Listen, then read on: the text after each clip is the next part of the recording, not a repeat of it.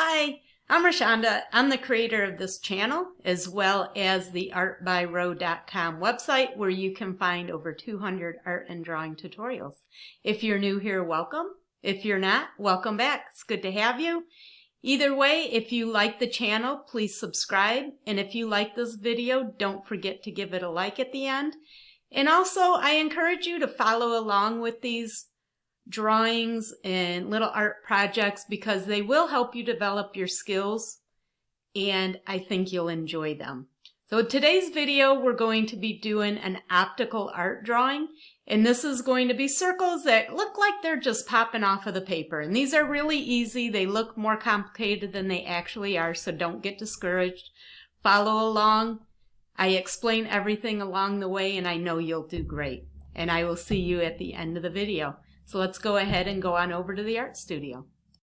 Today we're going to be making an optical illusion with circles, or you might want to think of them as bubbles. It's a pretty common optical art drawing, and I'm going to show you how to do that today.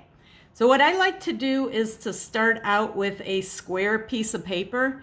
The size doesn't really matter. It just depends on how much time you want to put into it, how big of a drawing you want when you're done. So what I typically do is take my cardstock is what I normally use. I have a pretty big supply of cardstock, so that's typically what I'll use. You can use just regular drawing paper or like a printer paper, something like that. Doesn't really matter.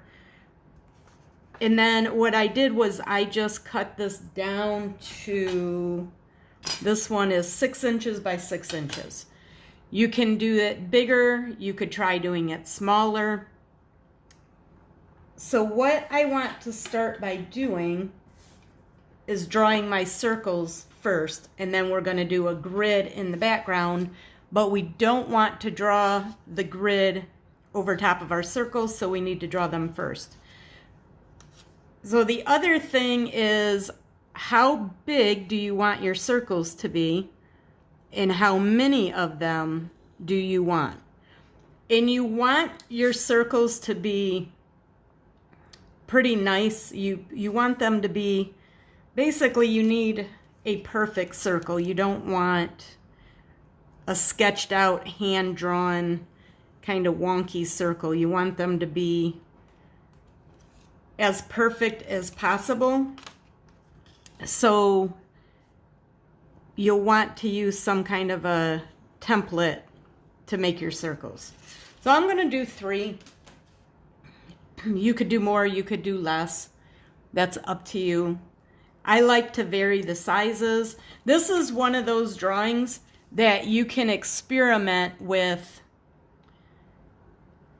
the sizes, the quantity, where you position them, the colors you use. There's a lot of different variation you can do with this. Let me move that for a second so I can explain what I'm going to do next. You could use, if your paper was bigger, the easiest way to draw your grid. So what we're going to do is draw a grid on the background, but we're not going to draw through the circle. We need to do that differently. If your paper was big enough, you could just use your ruler, because you do want these to be evenly spaced. So the easiest way is to line up your straight edge on the edge of the paper and draw on that edge, and then you would move your ruler over. But for this size paper, I don't want my grid to be that wide. So what I did was I cut a piece of this extra cardstock into smaller strips, and I'm going to use that. And I'm going to put this behind it because I do need to go from one edge to the other. So I'm going to show you the first couple, and then I'll go ahead and I'm going to speed this up. So you want to line this up with the edge of your paper, and then draw your straight edge. Stop when you get to the circle. Pick back up on the other side. And then line up that edge. It's a little bit harder with this cardstock. It's not super heavy weight, so it does kind of, it will move when you push up against it, so you do have to make sure you're holding it down. So all I'm going to do is continue doing this all the way across, trying to keep things as straight as possible, not going through my circles. So I'm going to do that all the way across. And then what I'm going to do is turn it this way and then do the same thing all the way across the other way. So I'm going to go ahead and speed this up now, and I will be back with you when I get that all finished.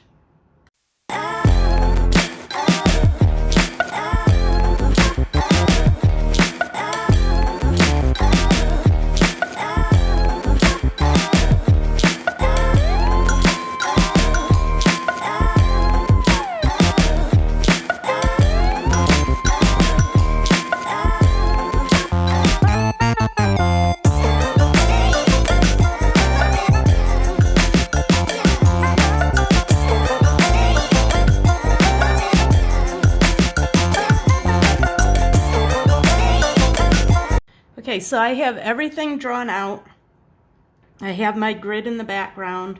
So the thing with optical art is that it's actually pretty easy to draw it. The bad thing is there's not a lot of room for error. You need your lines to be straight. You need them to be fairly even. They're never going to be perfect because it just takes a slight offset on your straight edge being lined up. If it's just barely off, it's going to affect that spacing between those as you go across. If you do that a couple times, especially if it's in the same direction, then you're going to notice it at the end. So it's not going to be completely perfect, but you do need to try to keep everything as close to perfect as possible. You could also do this with a pen, like an outlining pen, but I find that for many of my students, they're intimidated by doing these types of drawings, especially if they've never done something like this before. They get intimidated with drawing it just in marker or a pen, an outlining pen, right from the get-go. So sometimes it's easier to start off with pencil and to get a feel for the drawing first and then trace over everything with a marker. But you absolutely could just do this with a pen or a marker just straight away and not use pencil at all. It depends on what your level of confidence and your comfort level is. So the next thing we need to do is the circles. And the way we do these is that the line needs to curve. And you want to look at where the center point of your circle is. And if the line is above that center point, you're going to curve up. And if it's below that center point, you're going to curve down. And you want to go from each point of where this straight line would be and then curve it so that they meet. And then up here, do the same thing. It's a little tougher when you get close to the edges. So you just need to do the best you can with that. You want to show a curve, but you don't want to run into your outside edge of your circle. You want to try to leave a little bit of a gap. So like this one's really close. That one's going to be hard. You just do the best you can. Line those up. So that is that first circle. That's what the first circle looks like. And that's going to make it look like it's pushing out and coming forward, creating that optical illusion.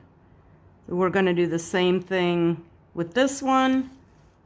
Look at where your center point would be. It's going to curve up. If it's above that, and the amount that you curve can be changed a little bit too. You want to try to follow the contour of the circle. But as I mentioned earlier, depending on where that line falls, it can be kind of hard to get a nice arch on that line if you don't have a ton of room there, especially like this one's real tight. But you just do the best you can. I like to rotate my paper around. It's easier for me to draw that arch going up than to try drawing it down. Drawing it up feels more natural to me. So there are all the circles. So now the next thing to do is to outline everything, and then we need to add color. So let me go ahead and outline my drawing. I'm going to use, I'll show you the pen I'm going to use, if I can find it in here. I like using these Sharpie pens. They're not the same as the thin Sharpie markers, which I don't think I have any to show you that. They're the Sharpie markers that are thin and they're white with the black cap. These are different. This is a pen, not a marker, and it works really, really well for outlining drawings. So I'm going to go ahead and do that, and I will be back when I have that finished. And all I'm going to do is literally just go over all of these pencil lines. And you can use your guides to do that, or you could just do it freehand. It depends on how steady you feel like you are. And again, you could have skipped the pencil drawing portion of it and just went ahead and did it straight with the pen if you have that level of confidence and that doesn't feel intimidating to you. I got everything outlined. It's probably best to just do the whole thing with the pen right away instead of doing the pencil and then going over it. But like I mentioned earlier, my experience has been in the past that a lot of beginner artists do not feel comfortable doing that. So doing it with pencil first is just an option. It's a solution if you feel intimidated by drawing with pen, or if you just don't feel confident in your ability to do this type of drawing, which is perfectly normal, and it's pretty common for people who haven't done something like this before to feel intimidated by it. It's completely normal. And doing it in pencil first is just a way to overcome that and to go ahead and continue on and try to do this type of a drawing. So it's an option for you, or you could just do it with the pen straight away if that's comfortable for you to do. So the next thing is to color this. You could do it black and white. You can do colors. You could do a color with white. You could do a color with black. The combinations are endless. There's so many different ways you could do this. You could do it with marker. You could do it with colored pencil. I personally like the way it looks with colored pencil, so that's what I'm going to do. So what I did was I just picked out two colors that I'm going to use. This is a different color scheme than what I've ever used in the past. This is more of a softer palette. Typically I use bright, bold colors, but I'm curious to see what it would look like for some pastel type colors. And these are two of my favorite colors, is purple and the aqua together. So I'm just curious what that would look like. So I'm going to go ahead and do my color scheme using these two. If you're using colored pencils, you do want to make sure you keep your tips sharp. You don't want a dull pencil, or it makes it really hard to color things in nicely. So we're just going to start with whichever color you want to start with, and it doesn't matter. Pick any of the squares that are not inside of the circle, and we're going to go ahead and add our color there. So what I'm going to do is just quickly and kind of rough fill this in to show you, and then I'll go back and make it nicer later, because colored pencils can take a while to fill everything in all the way. As your pencils dull, you do want to go back and sharpen them and keep those those tips really sharp and pointed as they dull down and you're not getting the coverage the way you want it. Make sure you're keeping those pencils sharp. And for colored pencils, I found that using an electric pencil sharpener is the best way to sharpen the pencils to prevent the lead from breaking all the time. I'm sure you know how frustrating that can be. So we're just going to alternate colors, and I'm going to go ahead and do this all the way around this one circle here. So this one's, and like I said, I'm going to go back and make these look a little bit nicer and fill them in all the way. But I want to show you how to do the inside of the circle, but I don't want this to take too long. So these need to be filled in nicer than what I'm doing. I'm just showing you where the colors are going to go. So then what you want to do is, I like leaving the circles for last because the circles can get a little bit confusing. So what we're going to do is pick a section of the circle to start coloring in. And it's much easier if you have all this on the outside done first. So where this is purple, then this area needs to be the opposite color, whatever color combination you're using. So same thing here, that's aqua. This one needs to be purple. And if you drew your lines correctly, they should all work out. That's going to be the aqua color. Go back up here, this is going to be purple. And it's always easiest to start with the ones that you know, the areas that are more obvious. So if you have anything that you're unsure of, do everything else first, and it should become clear what those colors need to be. So this little piece down here would be green. This one's going to be purple. And then this whole inside here, this is going to be my aqua color. So I'm going to go ahead and get this all colored in, and I will be back when I have that finished to show you how it looks when it's all done.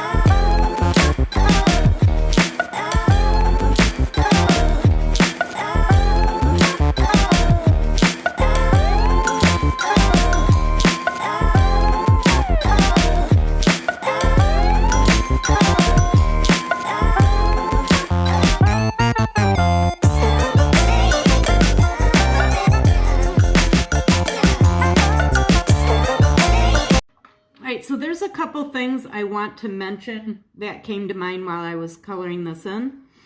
When using colored pencils, you want to get to the saturation or the tone, how dark you want this to be, the coverage. You want to do it with layers. You don't want to push really hard and try to get it as dark as you want it to be all in one layer. You can layer it up to get it the coverage that you want. And that can be done by,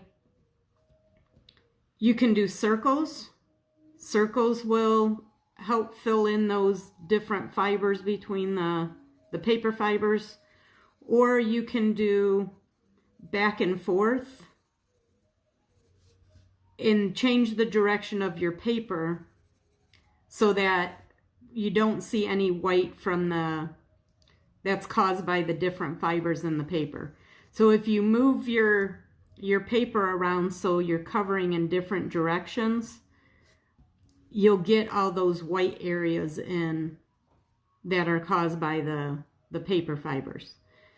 And you can do circles, you can do back and forth, but the important thing is that you want to do it in multiple layers, and you want to make sure you are going in different directions on your paper, and that will fill in all those little white gaps that you have in there.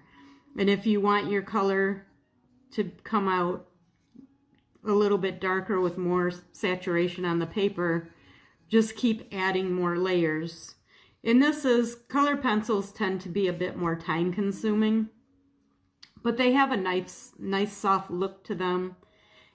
And I do like how the colored pencils look for this type of drawing. I've done both colored pencils and markers with these, and I just really like how the colored pencils look. So just make sure you're taking your time on this. If you're not willing to take the time, or you don't have the patience required to use colored pencils, then maybe use markers. I suppose you could try using watercolors or some other kind of paint, but that might be a bit difficult for this type of a drawing. So probably markers or colored pencils would be the best option. But of course, feel free to use whatever medium you prefer. So I'm going to go ahead and get this finished up, and I'll be back when I'm done.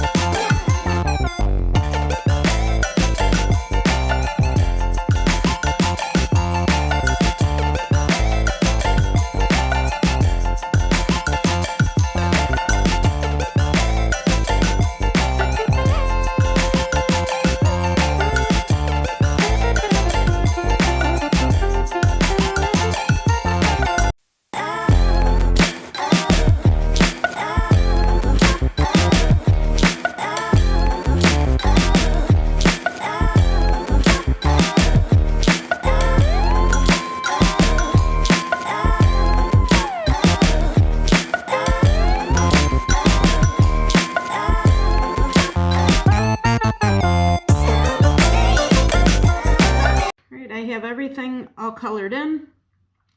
A couple of things that I want to kind of caution you about. When you're filling in your squares, it can be tempting to jump around so you're not switching back and forth between your colors. I do want to caution you though, that could get you into a little bit of trouble, because what I've experienced happen is you kind of start letting your guard down as you go through, because it's easy. We're just alternating colors. But sometimes you can start jumping around, and if you're not paying close enough attention, you could wind up coloring one of the squares in the wrong color. And if that happens, then the whole thing's pretty much ruined. So there's not a lot of room for error when doing these, especially with the colors. The other thing is with the circles, you need to be careful, because sometimes a line is too close to another line and you can't see. So for example, right here, there's actually a section right in here that would be where this line intersects. So, and there's one right here, a little tiny section right here. So you do need to be careful when you're alternating your colors. So it doesn't really matter that you don't notice that there's a little tiny section here or a little tiny section here. It only matters when you're figuring out how to alternate your colors. Because if you don't know that this little section is actually purple, and the same thing here, this little section is purple, you could get your colors transitions off where you're alternating your colors. So those are the two biggest things to be aware of. Now to finish this up, you could take a black colored pencil and add some shadows in there. That looks kind of cool when you do that. If you do shadows, just make sure you keep them where your light source is coming. You keep your shadows all in the same direction on each of your circles. That's optional. You can put that in there or don't.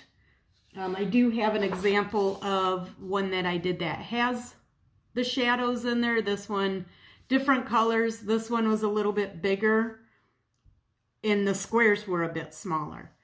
So one thing with art is I like to encourage everybody to get curious about trying new things. What would happen if you didn't outline everything in black? What if you just did the colors? What kind of effect would that give? What if you did it with a gray pen instead of a black pen so the lines aren't as prominent? What would happen if you did smaller squares? What would happen if you did bigger squares? What would happen if you used this or that color combination? So get curious about your artwork and don't be afraid to try different things, which is why I prefer working a little bit smaller. As you can see, this one is much larger than the one we did today. And it takes up a lot more time, which means you're going to be less likely to experiment and try new things because of the time commitment involved. So that's it for today's drawing. I hope you enjoyed it, and I will see you in the next one. Happy creating! That's it for today's video. I hope you enjoyed it, and hopefully you followed along. And don't forget to give us a like if you enjoyed it, subscribe if you want to get notified of future videos, and check out that description box. There's some links in there to some freebies and some additional information. I hope to see you soon. I will catch you in the next video. Bye!